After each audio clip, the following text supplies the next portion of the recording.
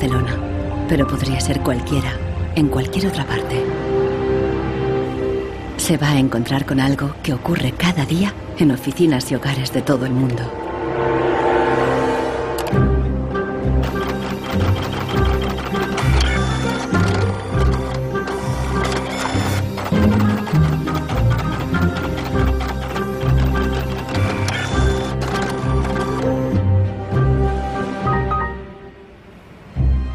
Una pieza de la impresora ha fallado y el fabricante recomienda llevarla al servicio técnico. El meu tècnic fa un diagnòstic previ, pero aquest diagnòstic ja són 15 euros més IVA. Seguramente será difícil encontrar las piezas para poder repararla. Realment, reparar-la no li surt molt a compte. Que reparar-la parlem d'uns 110, 120 euros. Tienes impresoras desde 39 euros. Jo t'aconsellaria que miressis impressores noves. Així que, sens dubte, jo em compraria una nova, No es casualidad que los 3 vendedores sugieran comprar una nueva impresora. Si acepta, Marcos será una víctima más de la obsolescencia programada, el motor secreto de nuestra sociedad de consumo. Our role in life seems to be just to consume things with credit, to borrow money to buy things we don't need.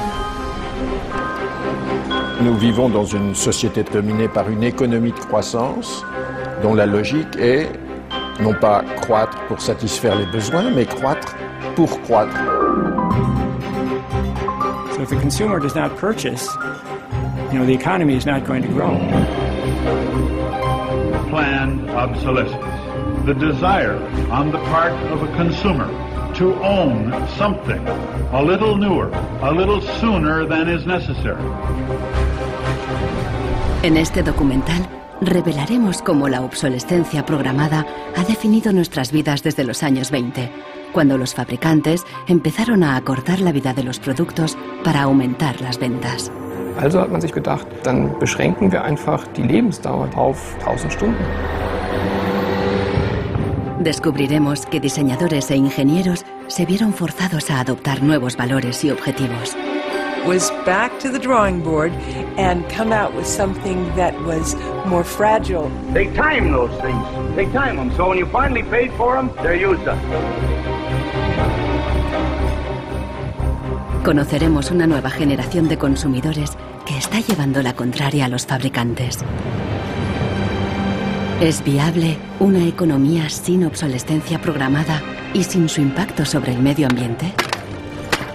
Posterity will never forgive us. Posterity will suddenly find out about the throwaway lifestyles of people in the advanced countries.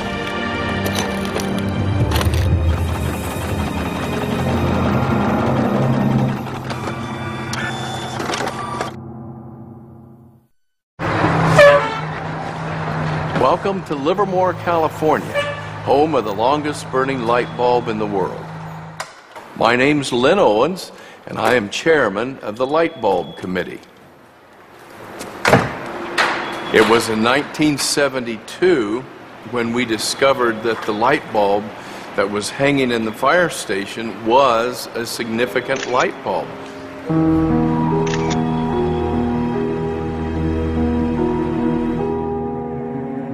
La bombilla de Livermore ha estado funcionando sin interrupción desde 1901.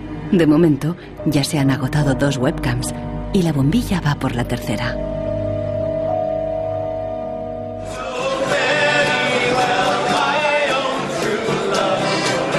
En 2001, cuando la bombilla cumplió un siglo, Livermore organizó una gran fiesta de cumpleaños al estilo americano. I think we were hoping if we would get 200 people, we'd be happy, and we ended up with 800 or 900 people showing up.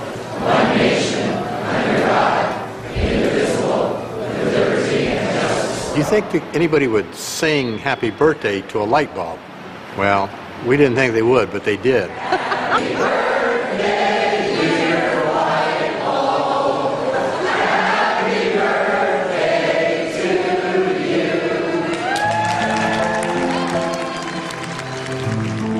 The origin of the bulb was, it was produced in a town called Shelby, Ohio, back around 1895 and put together by some very interesting ladies that I have some pictures of and some gentlemen that invested in the company. The filament was invented by Adolphe Chaillet. He invented his filament to last.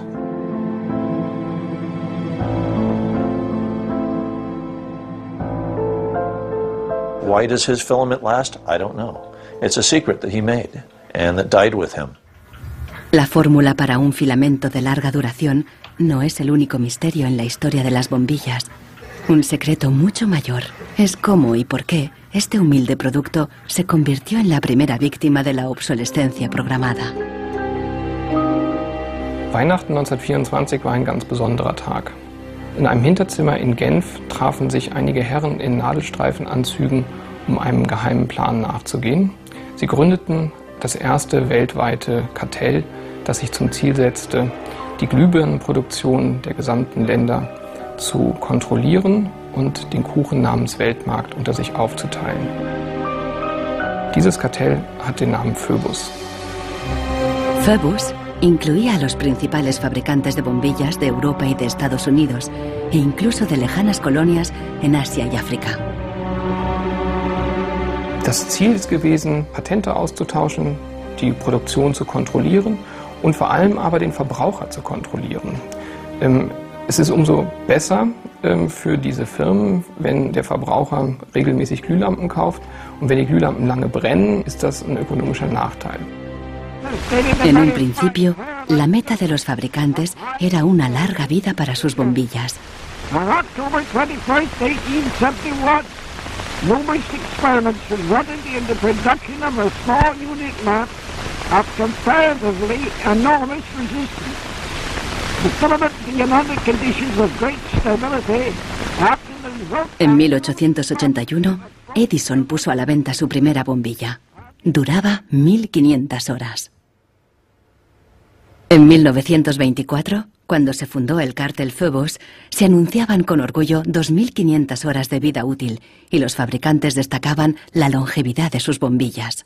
Also hat man sich bei Phoebus gedacht, dann beschränken wir einfach die Lebensdauer dieser einzelnen Glühbirnen auf 1000 Stunden. 1925 wird ein entsprechendes Komitee gegründet, das 1000 Hour Life Committee, was sich zum Ziel setzt, auf technischer Basis die Lebensdauer der Glühlampen auf diese Brenndauer zu beschränken. Más de 80 años después, Helmut Höge, un historiador de Berlín, encuentra pruebas de las actividades del comité ocultas entre los documentos internos de los miembros del cártel. Empresas como Philips en Holanda, Osram en Alemania y Lámparas Z en España.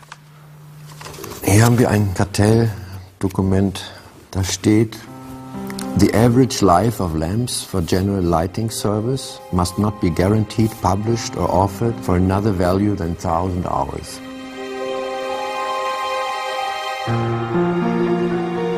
Presionados por el cártel, los fabricantes realizaron experimentos para crear una bombilla más frágil que cumpliera con la nueva norma de las 1000 horas.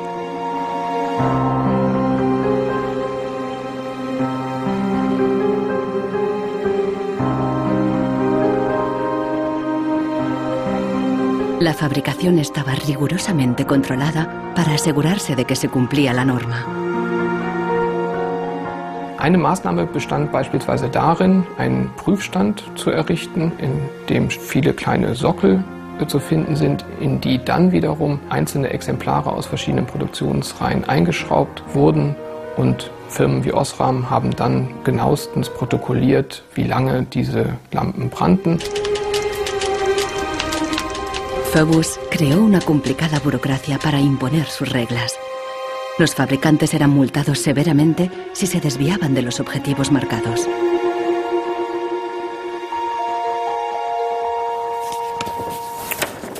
Hier haben wir eine Straftabelle aus dem Jahr 1929, die genau zeigt, wie viel Schweizer Franken Strafe für 1000 verkaufte Glühbirnen die Mitglieder des Kartells zahlen müssen, wenn die Lampen länger halten als zum Beispiel 1500 Stunden.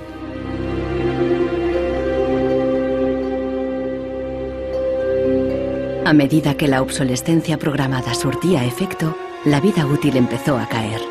En solo 2 años pasó de 2500 horas a menos de 1500. En los años 40, el cártel ya había conseguido su objetivo. Una bombilla estándar duraba 1000 horas. I can see how this was very tempting in 1932. I think at the time sustainability was actually substantially less of an issue because I don't think they looked at the planet as being one with finite amount of resources. They looked at it as from an abundance perspective. Ironically, the light bulb has always been a symbol for ideas and innovation, and yet it's one of the early and best examples of planned obsolescence. En las décadas siguientes se patentaron docenas de nuevas bombillas, incluso una que duraba 100.000 horas. Pero ninguna llegó a comercializarse. Offiziell hat es ja Phoebus eigentlich nie gegeben, wenn auch diese Spuren der Öffentlichkeit nie ganz verborgen gewesen sind.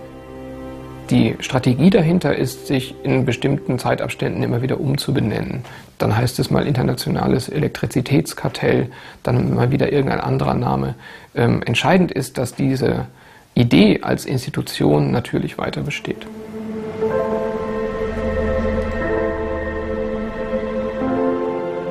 En Barcelona, Marcos ha ignorado el consejo de los vendedores de reemplazar la impresora. Está decidido a repararla y ha encontrado a alguien en Internet que ha descubierto qué le ocurre a su impresora. It's the dirty little secret of inkjet printers. I tried to print a document and it said parts inside your printer require replacement, so I decided to do a little servicing of my own. Hello, Marcos. I got your message. Marcos ha contactado con el autor del video. How are you? I looked into it, and it turns out that there's a thing in the bottom of the printer called a waste ink reservoir. And the way inkjet printers work is they constantly have to clean the print heads, and they do that by squirting ink through them down a hole in the bottom of the printer into this great big sponge. There's just a preset time when it's squirted a certain number of drops down there that then the printer decides it's full of ink and won't function anymore. Mm-hmm. The justification is they don't want us to put ink all over your desk. But I think the problem goes deeper than that. It's the way the technology works. It's just designed to fail.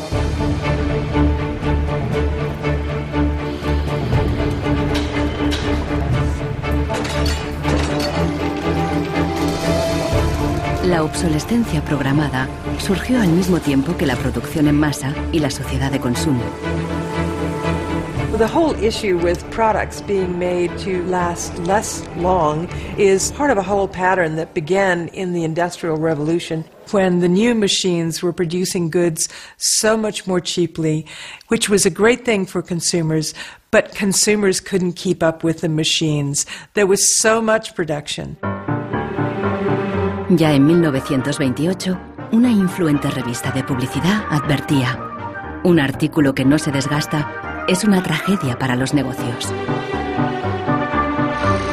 De hecho, con la producción en masa bajaron los precios y los productos fueron más asequibles. La gente empezó a comprar por diversión más que por necesidad. La economía se aceleró.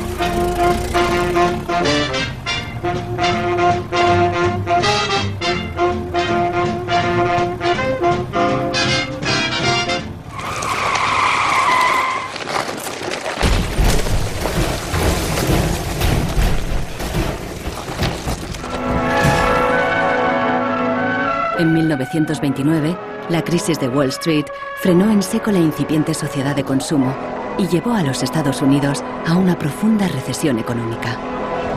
Unemployment reached staggering proportions. By 1933, 1/4 of our labor force was unemployed. Las colas ya no eran para comprar, sino para pedir trabajo y comida. Desde Nueva York llegó una propuesta radical para reactivar la economía. Bernard London, un prominente inversor inmobiliario, sugirió salir de la depresión haciendo obligatoria la obsolescencia programada.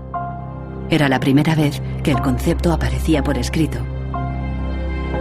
London planteaba que todos los productos tuvieran una vida limitada, con una fecha de caducidad, después de la cual se considerarían legalmente muertos.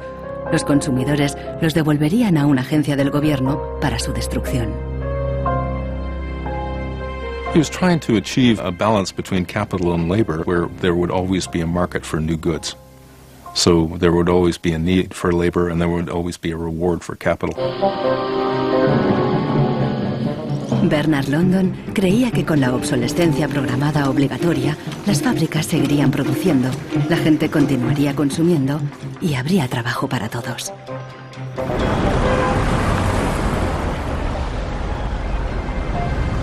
Giles Slade está en Nueva York para saber más sobre la persona que hay detrás de la idea. Se pregunta si con la obsolescencia, Bernard London pretendía maximizar los beneficios o bien ayudar a los parados.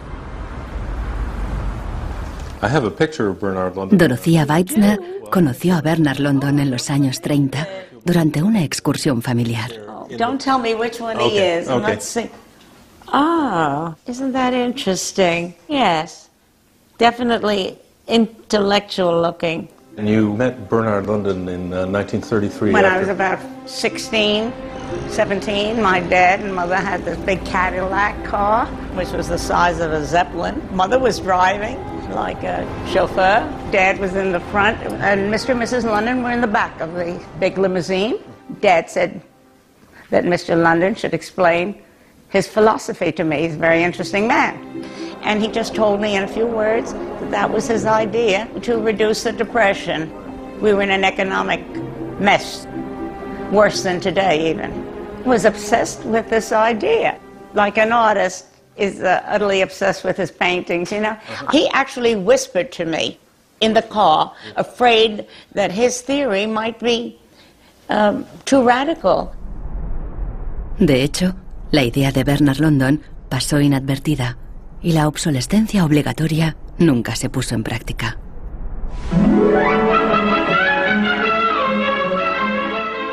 Veinte años más tarde, en los años 50, la obsolescencia programada resurgió, pero con un giro crucial. Ya no se trataba de obligar al consumidor, sino de seducirle. Planned obsolescence. The desire on the part of a consumer to own something a little newer, a little better, a little sooner than is necessary. We certainly in America and by now... Esta es la voz de Brooks Stevens, el apóstol de la obsolescencia programada en la América de la posguerra. Este elegante diseñador industrial creó desde electrodomésticos hasta coches y trenes, contando siempre con la obsolescencia programada. A tono con la época, los diseños de Brooks Stevens transmitían velocidad y modernidad. Hasta su casa era inusual. This is the home that my father designed and that I grew up in. When it was being built out in the suburbs, everybody thought it was going to be the new Greyhound bus station because it did not look like a traditional home. One of the most important things that my father felt always in designing a product is that it made a statement. He detested products that were bland and really did not, create any desire within the consumer to inspire the purchase. Unlike the European approach of the past where they tried to make the very best product and make it last forever, meaning you bought such a fine suit of clothes that you were married in it and then buried in it and never a chance to renew it, the approach in America is one of making the American consumer unhappy with the product that he has enjoyed the use of for a period, have him pass it on to the second-hand market, and obtain the newest product with the newest possible look. Brooks Stevens viajó por todos los Estados Unidos, promoviendo la obsolescencia programada en charlas y discursos. Sus ideas cuajaron y tuvieron un amplio eco.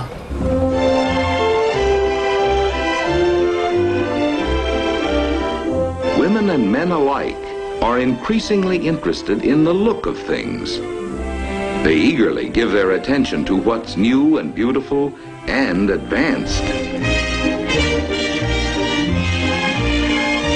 El diseño y el marketing seducían al consumidor para que deseara siempre el último modelo. My father never designed a product to intentionally fail or become obsolete for some functional reason in a short period of time. Planned obsolescence is absolutely at the consumer's discretion. No one is forcing the consumer to go into the store and purchase a product. They go in under their own free will. That's their choice.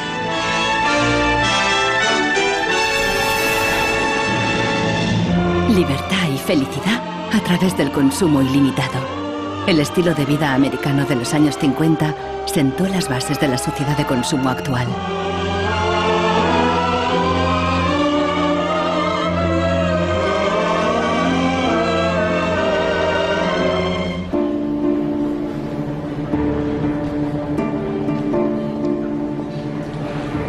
See, without planned obsolescence, these places wouldn't exist.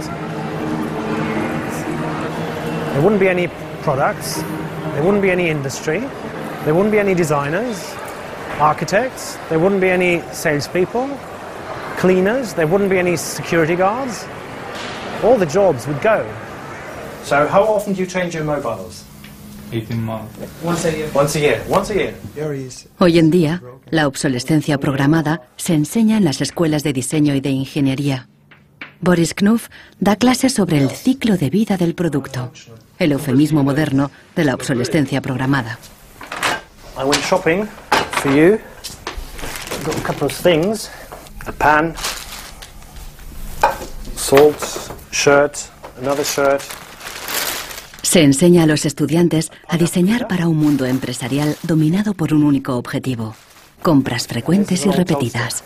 What I do, I pass these round, and you tell me what you think, how long it takes for them to fail, what the service life will be. Okay. Designers have to understand what company they work for. The company decides on a business model. How often do we want to renew our products, our offers? So this brief is given to designers, and designers have to understand and design the product in a certain way so it fits exactly the business strategy of the client they work for. La obsolescencia programada está en la raíz del considerable crecimiento económico que el mundo occidental ha vivido a partir de los años 50. Desde entonces, el crecimiento ha sido el santo grial de nuestra economía. Nous vivons dans une société de croissance dont la logique est non pas croître pour satisfaire les besoins, mais croître pour croître, croître à l'infini, faire croître sans limite la production, et pour justifier cette croissance de la production, faire croître sans limite la consommation. Serge Latouche, un destacado crítico de la sociedad del crecimiento, escribe a menudo sobre sus mecanismos. Au fond, il y a trois instruments fondamentaux qui sont la publicité, l'obsolescence programmée et le crédit.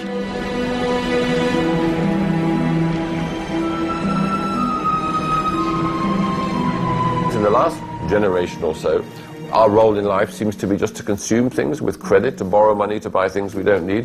That makes no real sense to me at all.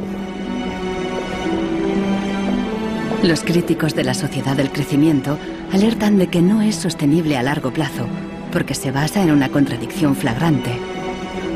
Celui qui croit qu'une croissance infinie est compatible avec une planète finie est soit un fou, soit un économiste. Le drame, c'est qu'au fond, nous sommes tous des économistes maintenant. Why is it that a new product is created every 3 minutes somewhere in the world? Is this necessary? I think a lot of people have realized that things need to change when they're being told by politicians to go shopping or to start consuming as the best way to restart the economy. On peut dire qu'avec la société de croissance, on est embarqué dans un bolide qui désormais manifestement n'a plus de pilote, qui va à toute allure et dont on peut prévoir le destin qui est soit de se fracasser contre un mur, soit de sombrer dans un précipice.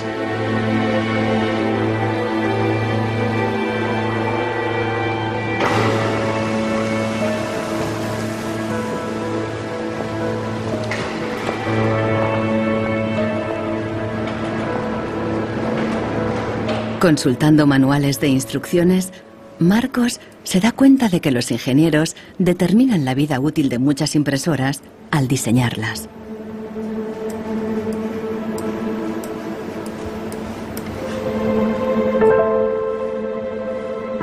Lo consiguen colocando un chip dentro de la impresora.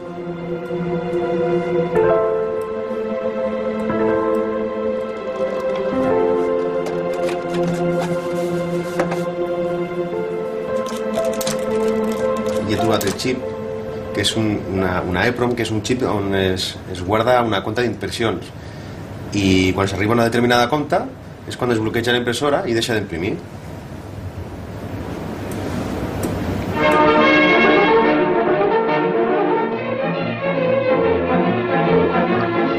¿Qué opinan los ingenieros cuando tienen que diseñar un producto para que falle?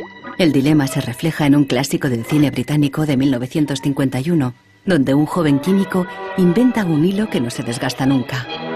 El químico cree que ha conseguido un gran progreso.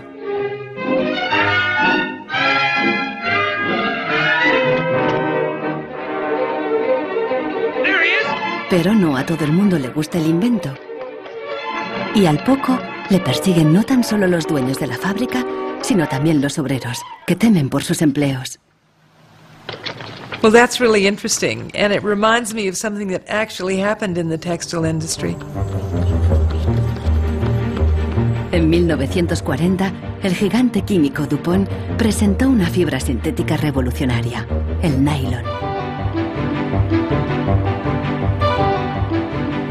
Para las mujeres, las medias duraderas eran un gran progreso, pero la alegría duró poco. My father worked for DuPont before and after the war in the nylon division, and he told me a story about how when nylon first came out and they were trying it out for use in stockings, the men in his division were asked to take these stockings home for their wives and girlfriends to try out. My father brought them home to my mother, and she was delighted with the first products because they were so sturdy. Los químicos de DuPont tenían motivos para estar orgullosos. Incluso los hombres admiraban la resistencia de las medias de nylon. The problem was they lasted too long. The women were very happy with the fact that they didn't get runners in them. Unfortunately, this meant that the companies producing the stockings were not going to sell very many. DuPont dio nuevas instrucciones al padre de Nichols Fox y sus colegas. For the men in his division, it was back to the drawing board to try to make the fibers weaker and come out with something that was more fragile and would run so that the stockings wouldn't last as long. Los mismos químicos que habían aplicado todo su saber para crear un nylon duradero siguieron la corriente de la época y lo hicieron más frágil. Ese hilo eterno desapareció de las fábricas, igual que en el cine. We need control of this discovery. Complete control. If you want twice the amount in that contract, we will pay it. $250,000. To suppress it. Yes. ¿Qué opinaban los químicos de DuPont de reducir la vida de un producto deliberadamente? Must have been frustrating for the engineers to have to use their skills to make an inferior product after they'd tried so hard to make a good product. But in a way, I suppose that's the outsider's view. Probably they just had a job to do. Make it strong, make it weak. That was their job. Engineers were in a really complicated ethical time. This confrontation with planned obsolescence provoked them to examine their most basic ethical concepts. There was an old school of engineers who believed that they should make a permanent, usable product that would never break. And there was a new school of engineers that were driven by the market who were clearly interested in making the most disposable product that they could. And this debate resolved itself by these new school of engineers taking over. La obsolescencia programada no solo afectó a ingenieros. La frustración de los consumidores se hizo eco en el clásico teatral de Arthur Miller, Muerte de un viajante. Como Willy Lomax, los consumidores solo podían quejarse. Once in my life, I'd like to own something outright before it's broken. I'm always in a race with the junkyard. Just finished paying for the car and it's on its last legs. The refrigerator consumes belts like a crazy maniac. They time those things. They time them, so when you finally paid for them, they're used up. Los consumidores no sabían que al otro lado del telón de acero, en los países del bloque del Este, había una economía entera sin obsolescencia programada.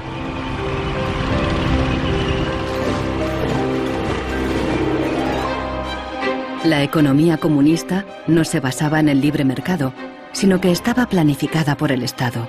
Era poco eficiente y sufría una falta de recursos crónica. En ese sistema, la obsolescencia programada no tenía ningún sentido. En la antigua Alemania del Este, la economía comunista más eficiente, las normas estipulaban que las neveras y las lavadoras debían funcionar durante 25 años. Hier, dieser DDR-Kühlschrank, den habe ich 1985 gekauft. Der ist also mindestens 24 Jahre alt. Und die Glühbirne ist ebenso alt, habe ich noch nie ausgewechselt. Die ist also auch schon fast 25 Jahre alt. En 1981, una fábrica de Berlín Este empezó a producir una bombilla de larga duración. La presentaron en una feria internacional en busca de compradores occidentales. Als die ostdeutschen Glühlampenhersteller 1981 diese Langlebensdauerglühlampen auf der Hannoveraner Messe präsentierten, meinten ihre Westkollegen, ihr wollt euch wohl alle arbeitslos machen. Woraufhin die NAVA-Leute, Ingenieure, antworteten, nein, im Gegenteil, indem wir Ressourcen schonen und den Wolfram nicht verpulvern, behalten wir gerade unsere Arbeitsplätze. Los occidentales rechazaron la bombilla. En 1989 cayó el muro de Berlín. La fábrica cerró y la bombilla de larga duración dejó de producirse. Ahora solo se puede ver en exposiciones y museos.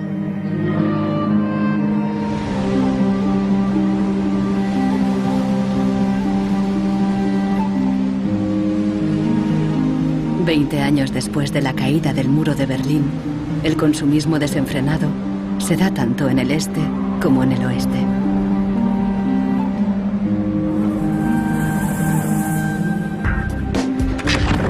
Con una diferencia. En la era de Internet, los consumidores están dispuestos a luchar contra la obsolescencia programada. The first movie we made that really broke through was a movie about the iPod. And I was completely broke. And I'd gotten this iPod, it was like $500, $400. And about 8 months later, 12 months later maybe, the battery died in it. And I called Apple to ask them to replace the battery. And their policy at the time was to tell their customers to buy a new iPod. You might as well go get a new one. Apple doesn't offer? No. Apple doesn't offer a new battery for the iPod? No. It wasn't that the battery died that was annoying, because in my Nokia cell phone, the battery dies, you buy a new battery. Even in my Apple laptop, when the battery would die, you replace the battery. But in the iPod, this expensive piece of hardware, when the battery died, you had to replace the entire unit. So it was my brother's idea to make a movie about just that. We went around with a stencil spray painting on every iPod advertisement we saw in town. iPod's unreplaceable battery lasts only 18 months. We put the video on our own little site, iPodsDirtySecret.com. In the first month, 6 weeks, it was at 5-6 million views. And the site went absolutely bananas. Una abogada de San Francisco, Elizabeth Pritzker, oyó hablar del vídeo y decidió demandar a Apple por el tema de la batería del iPod. Medio siglo después del caso del cártel, la obsolescencia programada llegaba de nuevo a los tribunales. When we brought this litigation, this was 2 years after the iPod was introduced, Apple had sold about 3 million iPods nationwide in the United States. Buena parte de esos iPods tenían problemas con la batería y sus propietarios estaban dispuestos a ir a los tribunales. Uno de ellos era Andrew Westley. we selected from amongst the consumers who had called us individuals who would serve as representatives in a class action. A class action is really a device that's fairly unique to the United States, where a small group of people stands in the shoes of a large group to bring one claim before a court. My role in that case was as class representative on behalf of thousands, maybe tens of thousands of people. The case came to be known as Wesley versus Apple. When my friends and family learned that this was a major case, they thought I was, becoming a radical. Here I am going to sue, I was the next Erin Brockovich. En diciembre de 2003, Elizabeth Pritzker presentó la querella ante el Tribunal del Condado de San Mateo, a un tiro de piedra de la sede central de Apple. We asked Apple for a number of technical documents regarding the battery life in the iPod, and we received a lot of technical data about the battery design, about the testing of the battery, and learned through that discovery that the type of the lithium battery that was contained within this iPod was designed, by design, to really only have a short period of life. I do think that Apple's development of the iPod was intended to be one of planned obsolescence. Después de meses de tensión, las dos partes llegaron a un acuerdo. Apple creó un servicio de recambio y prolongó la garantía a 2 años. Los querellantes recibieron una compensación.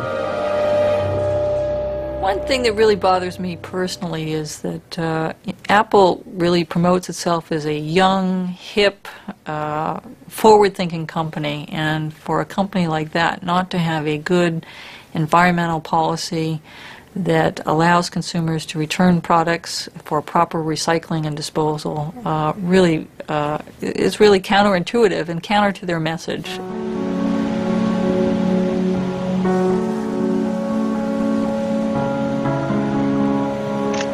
La obsolescencia programada provoca un flujo constante de residuos que acaban en países del tercer mundo como Ghana, en África. It's been between 8 and 9 years now when I noticed that loads and loads of containers were coming to this country with electronic waste. We're talking about end-of-life computers, end-of-life television sets, which nobody wants in the developed countries. Un tratado internacional prohíbe enviar residuos electrónicos al tercer mundo. Pero los mercaderes usan un simple truco: declararlos productos de segunda mano.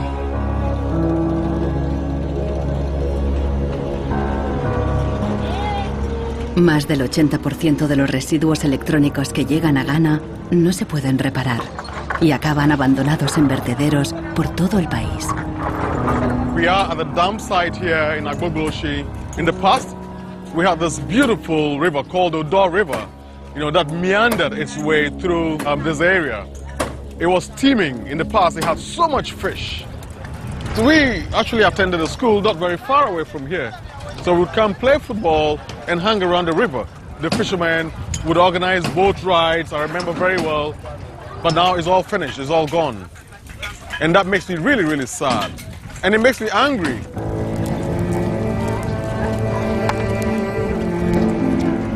Hoy en día, aquí no hay niños jugando después de clase. En su lugar, jóvenes de familias pobres vienen a buscar chatarra. Queman la funda de plástico de los cables para obtener el metal que llevan dentro.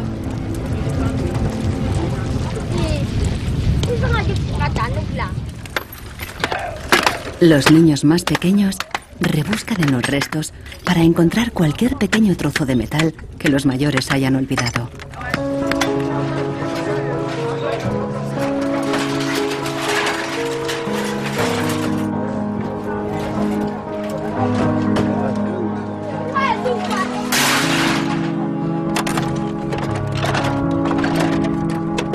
Those behind the shipments have said that, well, we're trying to bridge the digital divide between Europe, America, and then the rest of Africa and Ghana, of course.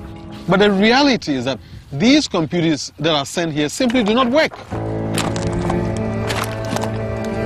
There's no point in receiving electronic waste when you cannot deal with it, more so when you did not produce it and your country is being used as the world's trash bin.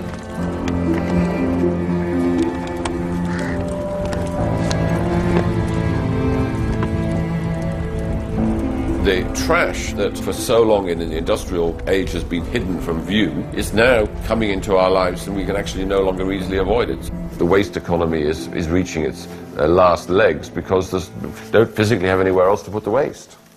I think in the course of time, we've come to realize that the planet that we're living on cannot sustain that forever. There's a limit to natural resources, and there's a limit to energy resources that we have. Posterity will never forgive us. Posterity will certainly find out about the throwaway attitudes, the throwaway lifestyles of people in the advanced countries. Gente de todo el mundo ha empezado a actuar contra la obsolescencia programada. Mike Anane lucha desde el final de la cadena. Ha empezado recopilando información. This is where I keep the e-waste that have asset tags or property tags. This says Amu Center Nordvest Zeeland. It's from Denmark. This is from Germany, sent here simply to be dumped. Westminster College. Apple should know better. It's a company that claims to be so green. There's a lot of Apple products that are being dumped here. I have a database that contain the asset tags, the contact addresses, telephone numbers of the companies that owned the electronic waste that have been dumped in Ghana. Mike piensa convertir esta información en pruebas para una denuncia ante un tribunal.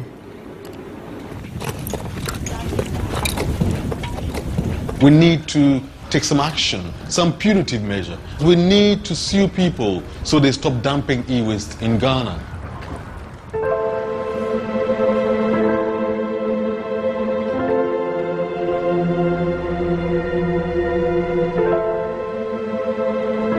Marcos está en internet de nuevo buscando cómo alargar la vida de su impresora.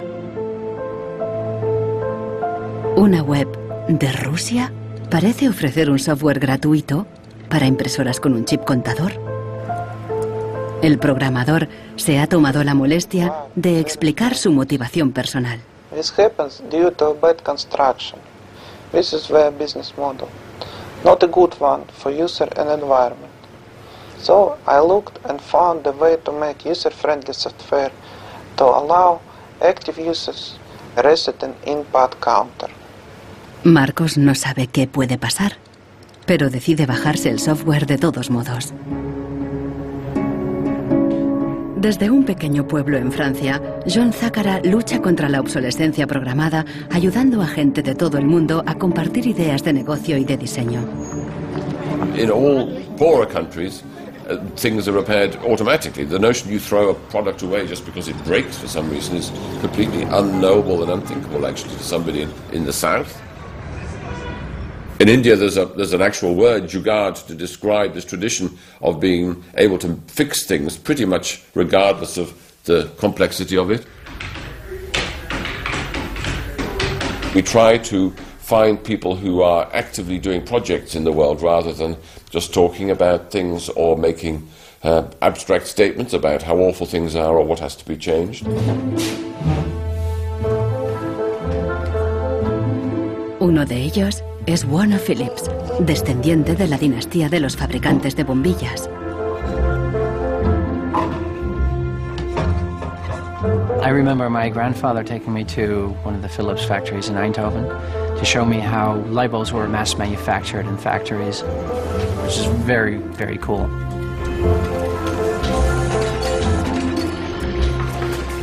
Casi un siglo después del cártel de la bombilla, Warner Phillips sigue la tradición familiar, pero con una perspectiva diferente.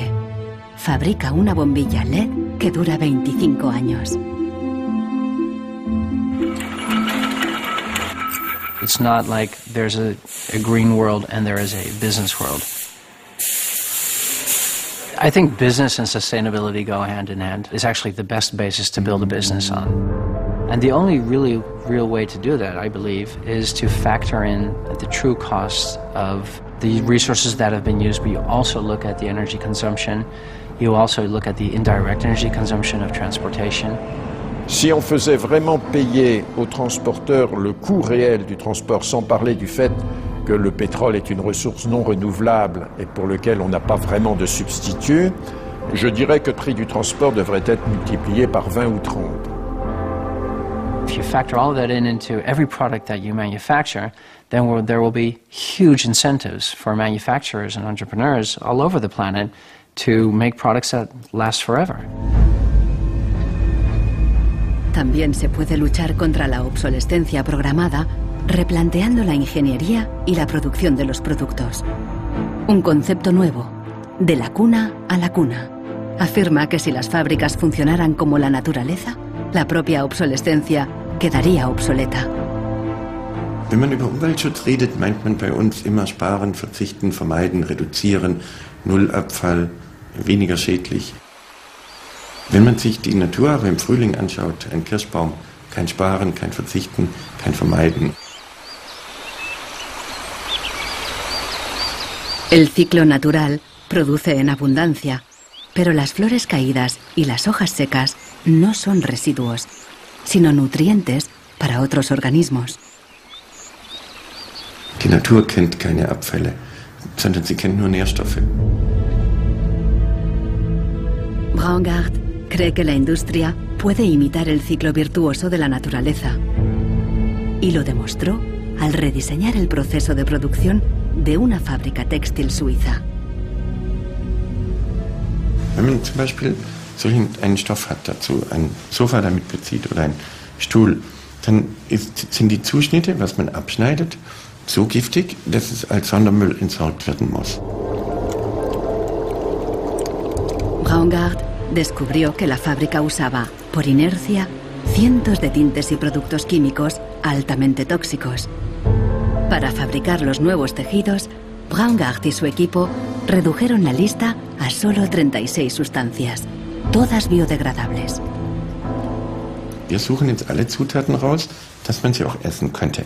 Das heißt, Sie können die klein schneiden und in Müsli packen, wenn Sie wollen. Wenn man eine Müllgesellschaft hat, ist jedes kurzlebige Produkt natürlich ein Müllproblem. Wenn es aber eine Gesellschaft ist, die Nährstoffe macht, ist jedes kurzlebige Produkt wieder eine Chance, etwas Neues zu machen. Para los críticos más radicales de la obsolescencia programada, no basta con reformar los procesos productivos. Quieren replantear nuestra economía y nuestros valores.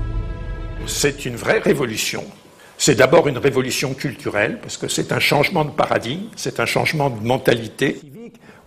Esta revolución se llama decrecimiento. Serge Latouche viaja de charla en charla explicando cómo abandonar la sociedad de crecimiento definitivamente. La décroissance, c'est un slogan provocateur qui a pour fonction de rompre avec le discours un peu euphorisant de la croissance possible, infinie, soutenable, et donc pour marquer la nécessité de changer de logique. L'essentiel du programme, en quelque sorte de la décroissance, tient en un mot réduire. Réduire notre empreinte écologique, réduire nos gaspillages, notre surproduction, notre surconsommation. Réduisant la consommation, en réduisant la production, mais en libérant du temps libre, on peut développer d'autres formes de richesse qui ont l'avantage d'être, de ne pas s'épuiser quand on les consomme, comme l'amitié, le savoir. We increasingly rely on objects to give us a sense of self-esteem and identity. It's partly the consequence of the breakdown of things that used to give us identity, like membership of a community or relationship to the land, or all sorts of soft and social things which have been replaced by consumerism. Si le bonheur dépendait du niveau de consommation, on devrait être dans la félicité absolue, parce que nous consommons 26 fois plus que du temps de Marx, mais toutes les enquêtes montrent que les gens ne sont pas 20 fois plus heureux, parce que le bonheur est toujours quelque chose de subjectif, évidemment. Los críticos del decrecimiento temen que destruirá la economía y nos llevará de vuelta a la edad de piedra.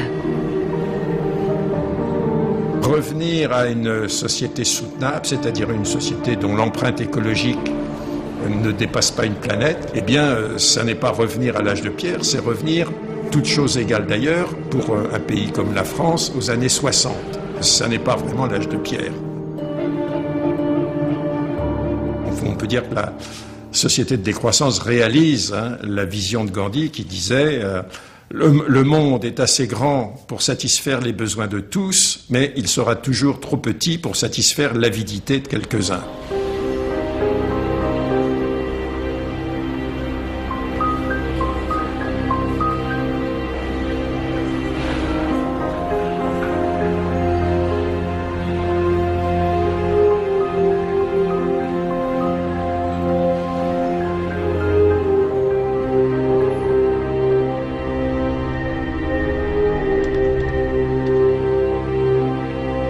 Marcos está instalando el freeware ruso en su ordenador.